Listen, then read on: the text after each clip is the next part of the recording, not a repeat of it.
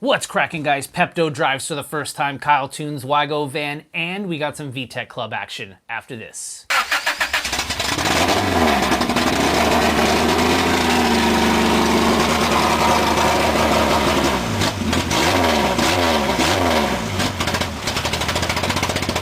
What's cracking, guys? Welcome back to yet again another episode of the Honda Recap. If this is the first time you're watching, essentially what I'm trying to do here is go over everything that's gone on in the Honda universe here on YouTube and bring it into one little cohesive episode. So if you don't have time to binge on your favorite YouTubers here on YouTube, I kind of sit down, go over the highlights of what's going on with your favorite creators, because I know a lot of you out there have school, work, kids, family, and a bunch of other stuff going on in your life that you can't sit there and watch just 20 or 30-minute episodes of your favorite creators. So that's what we're doing here, Monday nights, 8 p.m. So make sure you hit that subscribe button, hit that thumbs up and that bell, because I'm here every single Monday night at 8 p.m. with everybody going live right now in Premiere. What's up to you guys? Thanks for tuning in for yet again another episode of the Honda Recap.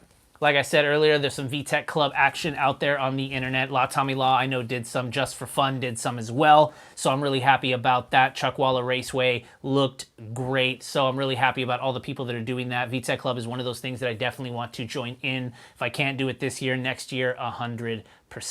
Anyways, guys, with that said, let's go ahead and jump in with what's been going on this week in the Honda universe on YouTube. And I want to kick this off with Bodevision. If you haven't been following along, you do know that this guy has Project Pepto. It's a super pink JDM front Integra. He did some cantilever suspension in the rear, and you actually got to see it in action in the latest video here. He's got the B20 with the turbo on a base map, so it was enough to kind of drive around, make sure that the brakes worked, can see the cantilever in action, and make sure that the whole car was able to run under its own power. Props to you, man. I know you're working on another car in the garage right now. I think it's a track EK9 inspired sedan, so it's looking awesome, really good. I know you're over there painting it white, waiting for the weather to kind of warm up, but Project Pepto is running under its own power, so definitely check out Bodevision. Following that, we got Shades Wade out there with the K20A swapped DC5, one of the coolest ones we got out there, next to Serg Motive, who's also doing some awesome stuff with his DC5. I think he's out at the raceway right now, so I'm really curious to see what power he's putting down and what times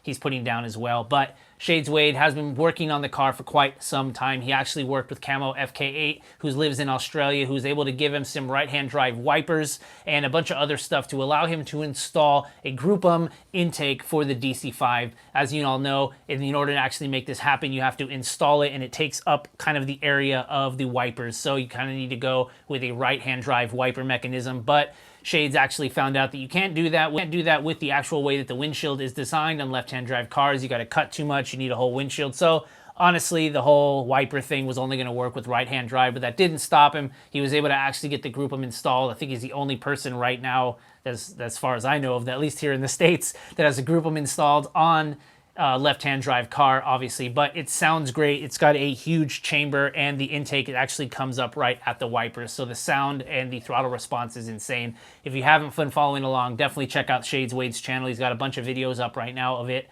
ripping and POV action. It's awesome. Following that, we got YoungStatic, the EF God, and he's about to show us why we give him that title, because this is part one of showing you how to K-swap an EF Wagovan. So as of right now, he's got the engine out of the Wagovan, and he's showing you what he has to do to get the K-Series in there. This is going to be a definite multi-part how to actually make this happen. Most of you know that he's got a K-swap in his wagon. He's obviously a huge wagon enthusiast. His brother has, I think, 2 of them, an actual RT 4-wheel drive. He has a couple front-wheel drives as well. So this is the guy to watch if you're interested in doing it, putting a K-Series in your EF or your Wagovan. It's really cool of how much knowledge he actually has for those Wagos. So as he goes through it, I know he's going to drop a bunch of little tidbits, but definitely check out YoungStatic's latest videos. Watching around, part 1 just dropped. The next one is going to be great. They have a bunch of awesome parts that are going to help put this build together. Following that, we got Chris Sadowski finally finishing the DA right-hand drive conversion for IFO. He actually nailed this in about 2 months, I think, maybe give or take, but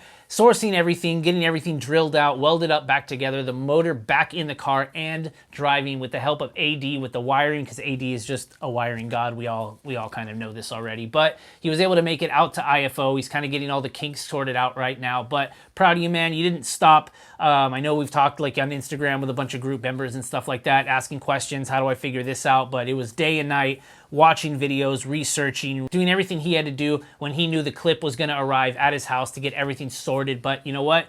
Props to you, dudes. You didn't stop. Everything got done. The car is back together. I think you're the only right-hand drive DA9 currently on YouTube. So props to you, man. I don't know who's going to follow you in your footsteps. Well, at least the DA9 EFs, there's a lot of right-hand drive EF hatches and things like that on there. But that's all you, bro. Following that, we got Zosh dropping the CRV. We all knew this was going to happen. So we partnered up with his friends at Function and Form. They hooked him up with a cool new set of suspension, and just in typical Zosh fashion, he started breaking some bolts, but that didn't stop him. He got everything taken care of. Actually only takes the guy like maybe 30-40 minutes to actually get some suspension in these Hondas now. You know what I mean? The man is a veteran at this point. One of his latest videos, he actually swapped the springs on Crustina. It didn't take him that long. So doing everything he needed to do in the CRV worked out well with the help of Randy, putting the beats in the car for him. This daily driver is turning into be one hell of a ride, man. And it's gonna be more and more awesome with the rest of the parts that you have lined up for this. Following that, we got BoostedBoiz. If you guys obviously been following along with him, you know when they went out to Cletus and Cars, he blew up the K20A2. Right now, he's got a K20A3 with the same turbo setup on it.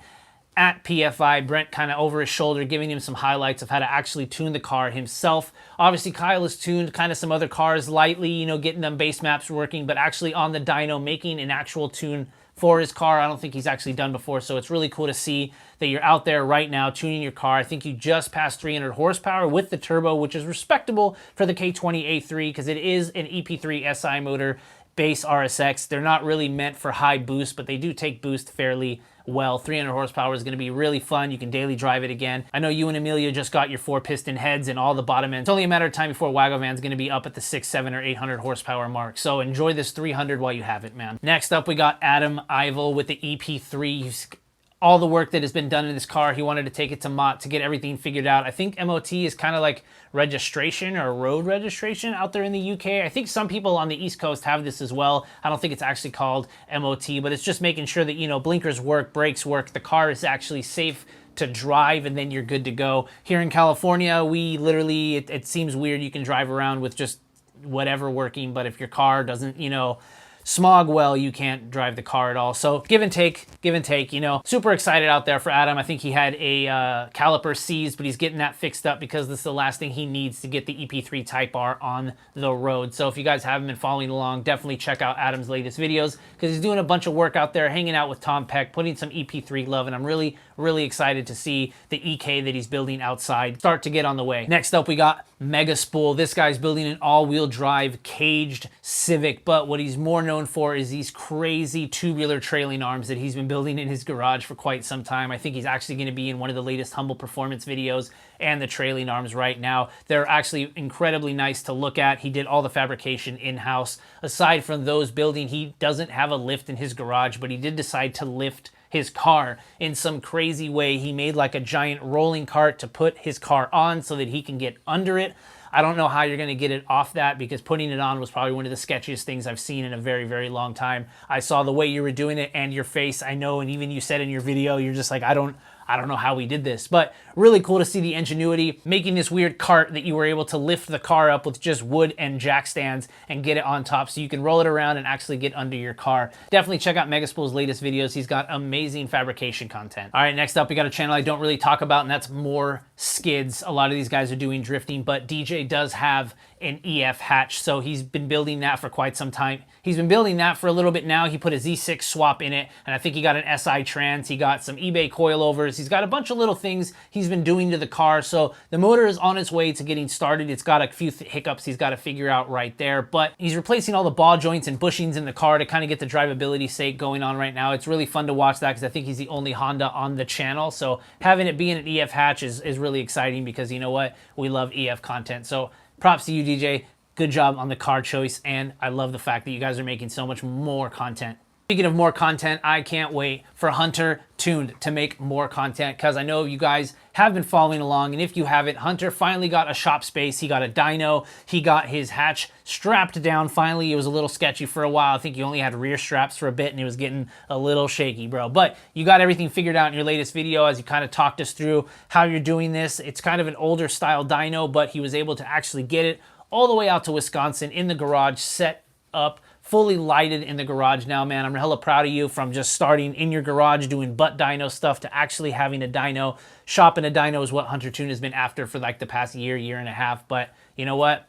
You made it happen, so I can't wait to see the rest of the cars. I want to see what Michael's cars put down, Christian's cars put down, and you seeing what that hatch actually puts down number-wise, because we already know it did 10s out there on the drag strip. So I want to see the numbers that you made just literally tuning the car up and down the strip and seeing it on a dyno. Next up, we got Roice Natividad. This guy actually had an FG2 for quite some time on bags. After that, he got an EK hatch that he tracked out. He got everything set up. I think it needs one or two more things, but he already got it to the track once before, so that's really awesome. And I'm really happy for you that you're not giving up on that car. But in the latest video, he did pick up a brand new S2000. Well, brand new to him, but it is very good. I think it's resprayed white. It looks very nice. It's a pearlescent kind of looking white, so I'm really happy about that. I think you're the only S2000 right now here on YouTube aside from Phil's 2K, but if you're going along the road of wanting to track the S2000 as well, you're going to have a good time, man. Have fun with that. Following that, we got Del Sol content with Brad from the OldSols unboxing some SIR rear garnish fillers and a bunch of other stuff he has for the Del Sol. I know for a fact he's been dealing with a lot of stuff with the Nebraska weather and things like that. He actually ended up with a different Del Sol that he had to get rid of, so it's all parting out. This guy has so many parts in the garage right now, so I'm really excited to see him put all those parts to use, finish painting the Del Sol that he has right now. So if you guys are obviously into Del Sols and you're trying to get, more of a community going on with him, definitely check out Brad from the OldSols or head over to oldsols.com. There is a live forum that is going on right now. On the forum, you can find a bunch of user manuals, body manuals, and everything else you would need to actually make your Del Sol workable. If you need parts, you can know where to find them. There's a lot of information on that site. A long time ago, we had Team SolCal, Team Del Sol, and a bunch of other forums that aren't existing anymore. So I get the Del Sol is kind of a niche little world, but I'm happy that OldSols is trying to keep that alive. I'm definitely on the forum too. All right, guys, and last but not least, we got Just for Fun. If you guys follow this dude on Instagram, you do know that the photography is always off the charts. So I'm really happy to see him making videos on the channel again. And he was out there with the rest of the guys at VTech Club. I think Tommy Law was also out there. Tommy's also got a video kind of showing you prepping before they get there. Just for Fun is actually there at Chuckwalla showing you all the stuff, all the different cars, getting on the track and prep. So if you're into racing and you're into specific Honda racing, that's pretty good. Definitely check out the Just for Fun channel. All right, guys, that's it for this episode of the Honda Recap. But I do want to say, if you're into racing and you're into Formula, definitely check it out this season. Obviously, building engines for the Red Bull team. Verstappen actually took in 3rd place, so Honda is definitely spreading their wings out there in Formula again. I'm super excited. Obviously, I'm a fanboy. I think if you're watching this, we're all a fanboy right now. So it's really awesome to see a Honda engine in a Red Bull car and podiuming in the first Melbourne Grand Prix. So definitely check that stuff out right now. Anyways, guys, that's it for this episode of the Honda Recap. Thank you all for joining me yet again for another episode. If this is the first time you're watching, make sure to hit subscribe, hit that thumbs up and that bell, because we're here every Monday night at 8 p.m. going over everything that's been going on here on YouTube. Absolutely check out HunterVlogs.com/shop. Pick yourself up a shirt, a sticker, or anything else you guys need to support the channel. Thank you so much to all of you who have already done so, and I'll check you guys next week. Peace.